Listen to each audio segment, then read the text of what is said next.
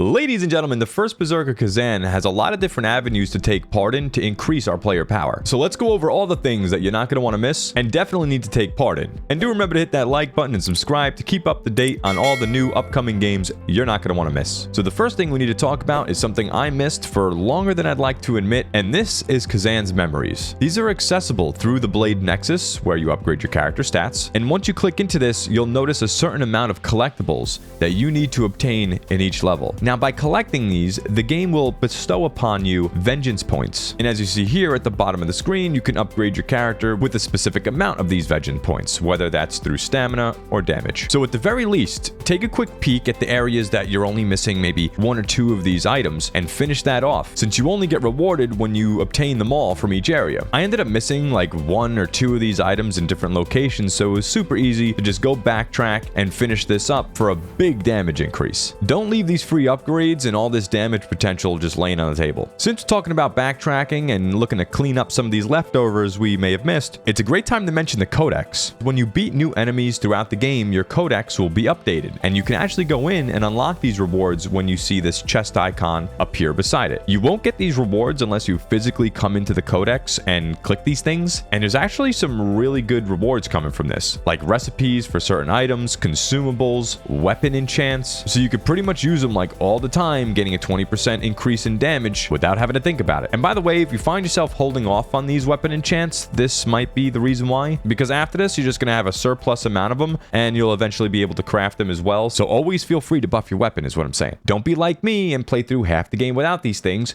Be better. Now let's talk about crafting, because people just love to save all their crafting materials for later in the game. But the way the crafting system works here is you get different types of armor, like rare, epic, unique items, and you're only going to get the materials that match with your current set of tier gear. So for example, if you dismantle a blue piece, you're only going to be able to craft another blue piece, so on and so forth. So don't think you're going to be dismantling all this blue gear for the materials and then just turn around and go craft a legendary. It's not going to happen. A rule of thumb to have is just dismantle everything that your current tier of gear is on to get the materials to craft that same tier, but anything below, you could pretty much go ahead and extract that gear for the lacrima. Also, look to craft items, especially when you're jumping into a new tier of gear, as this is going to give you a huge upgrade to your character, and it's a very easy way to keep your stats and character progression up to date. We also have sets that you can craft, and these sets are extremely powerful, so always look to get your set bonuses where you can. Take the time to identify what set fits your build and playstyle.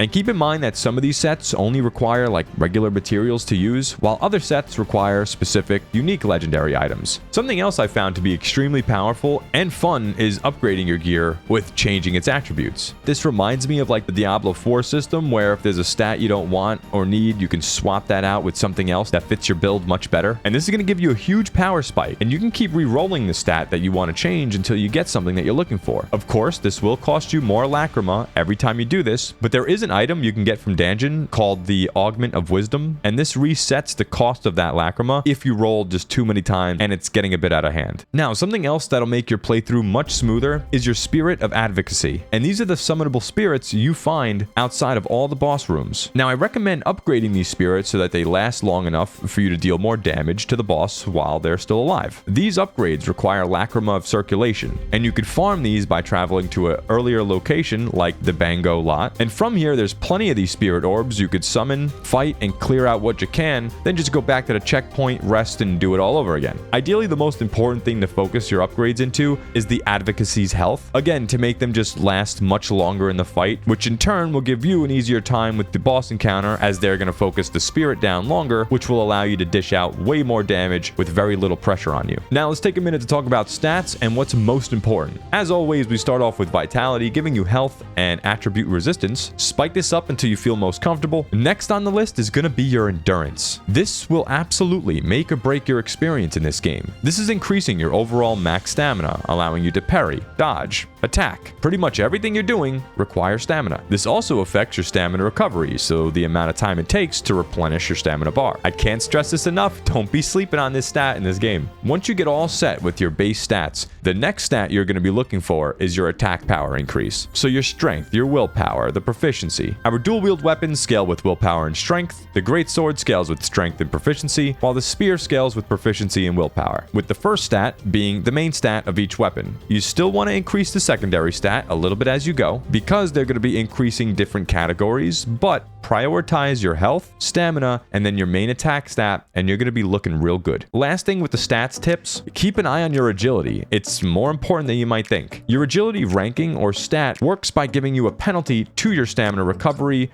or dodge stamina decrease, any of that stuff. Without going too in depth, a safe bet to keep your character at would be to always look to keep yourself at around that 60% mark. And this will keep you in that A or B rank. If you start dipping into lower ranks, you now know you need to either make some slight adjustments to your gear, or you can start looking to allocate some more points into strength, as this is the main stat that's going to be counteracting this as it increases your weight or how much you can carry. You can get all the specific numbers if you want, but for the sake of this video, stay around that 60% mark or in the A or B ranking, and you will be just fine. The next thing I want to touch on is finding the items to unlock the full potential of your Phantom. These are scattered around the map in specific areas, or could be a random drop from specific enemy types. Look up the one you're most interested in and get these Phantoms unlocked sooner rather than later, as the bonuses for awakening these Phantoms are where the real power lies. For example, I used Keshta the Unyielding, and once you unlock it, it increases your stamina recovery rate by 30% for 15 seconds after you exhaust all your stamina, and at level 2 restores 15% of your stamina after you exhaust your enemy's bar. Very powerful, but easy to overlook. So there's a lot of untapped power potential that can be left on the table, and most of it's found by just doing some cleanup work and going back to areas where we've already been. But leave any questions or comments you may have down below, and if you're looking for something else to do, feel free to check out some of these playthroughs coming up on your screen next. Toodles!